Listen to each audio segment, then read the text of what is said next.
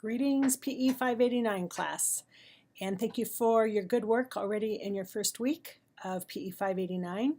I noticed that all of you have uploaded your chapters 1, 2, and 3 that you revised from the 584 class. So hopefully in the next few days I'll get to those and make some final touches on those as well, so that when you complete your final capstone you'll be able to refer to that one more time and be able to make some appropriate revisions.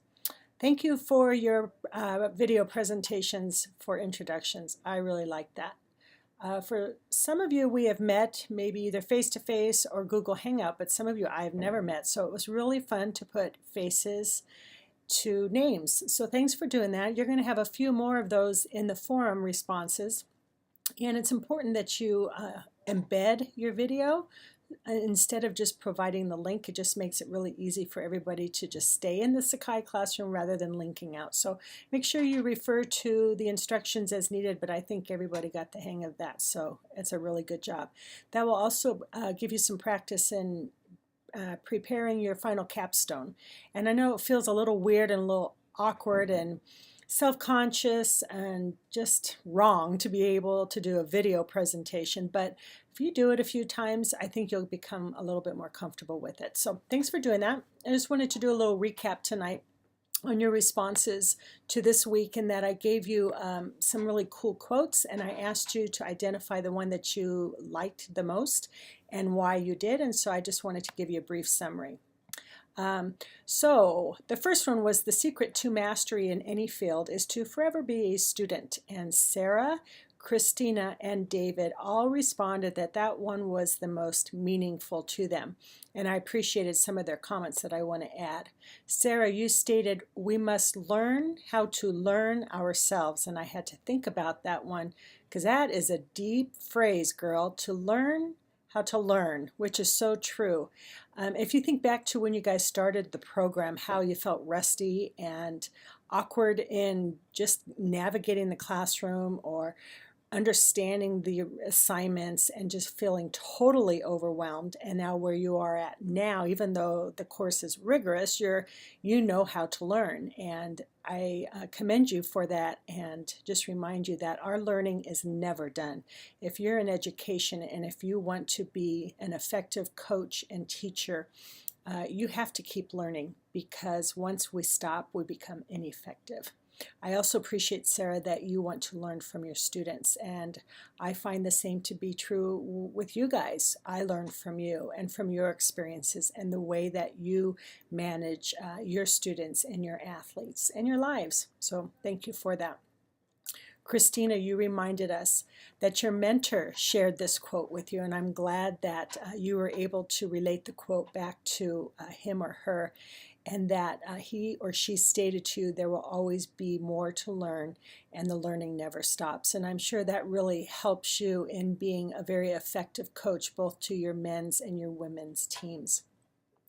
David, you also identified this, and you said that coaching football and working in special education is always an ongoing path that leads to being a student of an ever-changing society. And I'm sure that is your case, especially now with the challenges that you're personally facing. So I commend you for your good attitude and your pursuit of getting this program done and this class done, and it's a privilege working with you. And then the next phrase that Anthony and Daniel identified was, the best preparation for good work tomorrow is to do good work today. And Anthony reminds us of the importance of staying in the moment and realizing the importance of the present. And the way that Anthony wanted to apply that was with the stress and time that it takes to do quality work in this class. I believe it's important to stay in the present moment, because if not, it can be overwhelming. Amen to that. And also, if you don't do good work on it now, you're going to have to go back and do the work on it again. So in a sense, you're doing double work if you don't do your good work the first time around. Daniel, you said also that this phrase really stood out to you, and you see the importance of remaining on a schedule, which I commend you.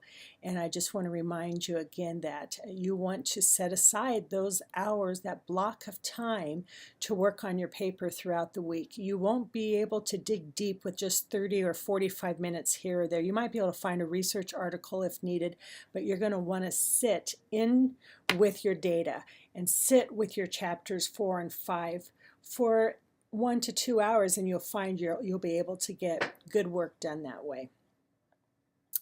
And then Kevin, you identified that today is your day. Your mountain is waiting, so get on your way.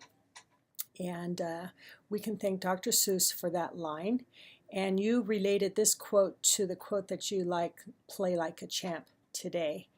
And I appreciate how you integrate this statement with your student athletes and the topic of your capstone of implementing life skills so that you can prevent off-field problems. And I look forward to reading more about your results and how you relate it to research. And then finally, Anna commented that change takes but an instant. It's the resistance to change that can take a lifetime. And that is such a good reminder too, isn't it? It's sometimes we're stubborn and we don't want to make changes. But if we do it now and we integrate those changes at an early age, we can benefit from those hopefully for the rest of our life. And I just want to encourage you, class, to be praying for Anna. She experienced an emergency surgery last week and is having to make the tough decision if she is well enough to continue with this class or not.